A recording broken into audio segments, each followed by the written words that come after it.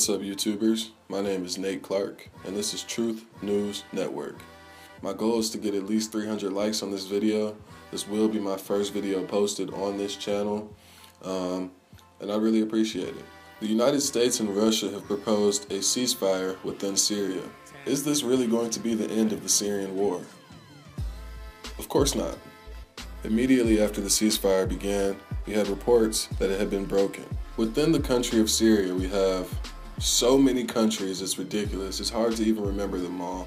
Syria, Iraq, Iran, Saudi Arabia, Turkey, Russia, of course, the United States, Jordan, al-nusra, al-quaeda, ISIS.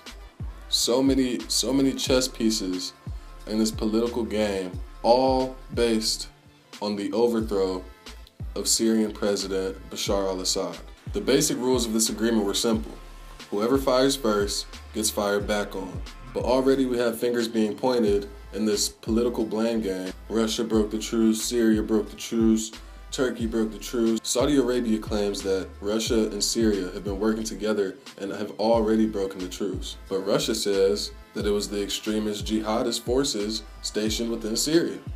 Of course, the United States put their 2 cents in too and said that Russia has been bombing so-called moderate Syrian rebels. As anyone who may have stumbled upon this video already knows, Obama had a huge stake in ISIS. He has been sponsoring them for years now. Obama himself set into motion the U.S. sponsorship of moderate Syrian rebels.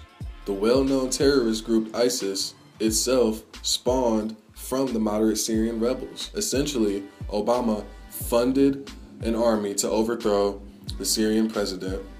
That army wouldn't listen to Obama's orders anymore, even though they're still working towards the same agenda.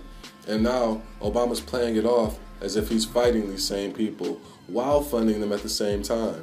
In fact, we have reports that CIA-backed rebel forces are actually in battle with Pentagon-backed rebel forces. Think about that. CIA versus Pentagon battles, all funded by the taxpayer dollar. The U.S. funding that has gone to ISIS is actually ridiculous.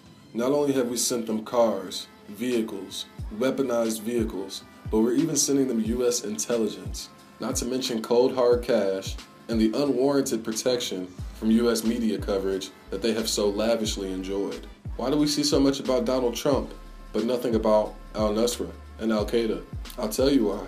It's because they're funded by us. Straight out of my pocket, straight out of your pocket, your family's pocket, and going right into rebel forces to fund a war. The goal of these moderate Syrian rebels is to overthrow the current Syrian president, Bashar al-Assad. And of course, the United States government also shares the goal of overthrowing Syrian President Bashar al-Assad. The same goal of overthrowing the Syrian president is shared not only by ISIS, but al-Qaeda, al-Nusra, and the NATO ally, Turkey. Turkey has been funding ISIS, al-Qaeda, and al-Nusra with U.S. weapons. Do you think that the United States will be supplying weapons to a weapon supplier of ISIS if they really wanted to defeat them? Now, Turkey has not hidden the fact that they have been supplying rebel forces with U.S. purchased weapons. In fact, they just purchased $680 million worth of anti-bunker bombs from the United States. Most likely, those bombs are going to end up in rebel hands. Moderate rebel hands. There is nothing moderate about these rebel groups, okay? They are paid mercenaries, well-funded mercenaries, or they're extremist jihadists, terrorists, okay? Have you seen Damascus? Have you seen Damascus? Damascus has been absolutely destroyed, wiped out. Joba, the closest battleground to Damascus. What you're about to see is a testament to the brutality and ferocity of the Syrian Civil War. Every house, every street, every block is bitterly contested and fought over. Often, when the dust settles, there's not a lot left of whatever it is that was won. And this is happening on a nationwide scale. And for Islamist rebels, Joba is the key to the city. Joba is incredibly important for them. Through here they keep trying to break into Damascus, which they also regularly shell from here. Completely gone. And that's biblical. Isaiah 17:1. Damascus shall be left a ruinous heap. I'll pull up the text. These rebel groups are just mercenaries and terrorists who support Islamist extremism. And I'm not against Islam, okay? I really want people to understand that. I'm not against the Islamic faith.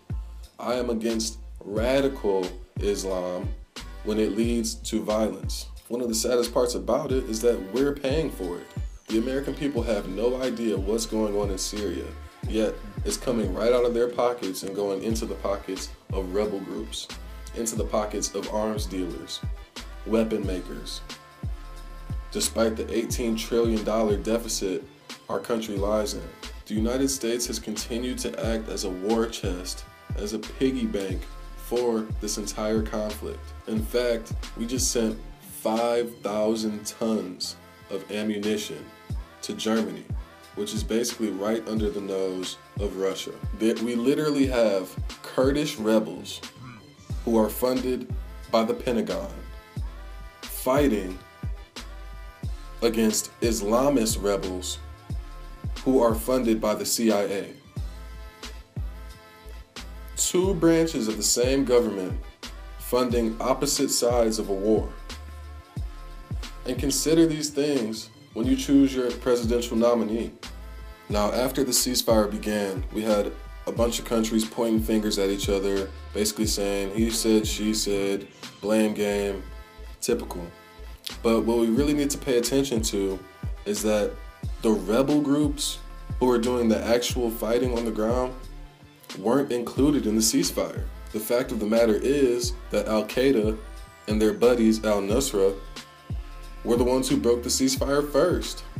ISIS and al-Qaeda were excluded from the ceasefire agreement, as well as al-Nusra. Understand that this ceasefire meant almost nothing, considering that rebel groups weren't included. And while all this is taking place, the United States ally, our NATO ally, Turkey, has been picking fights with Putin and Russia. They shot down 2 Russian warplanes. They're lining up tanks at the Turkish-Syrian border, which is basically just begging for a fight from Putin. And all the while, Putin's been keeping it real smooth, real rational and calm. Best believe, if the United States, if Turkish, anybody strikes at Russia directly, they're going to war. And if it's Turkey, the United States is going to back Turkey. And then we will be going to war as well. So understand what this all really means. This ceasefire had nothing to do with the cessation of actual fire. I consider it a formality so that the United States can say, we tried.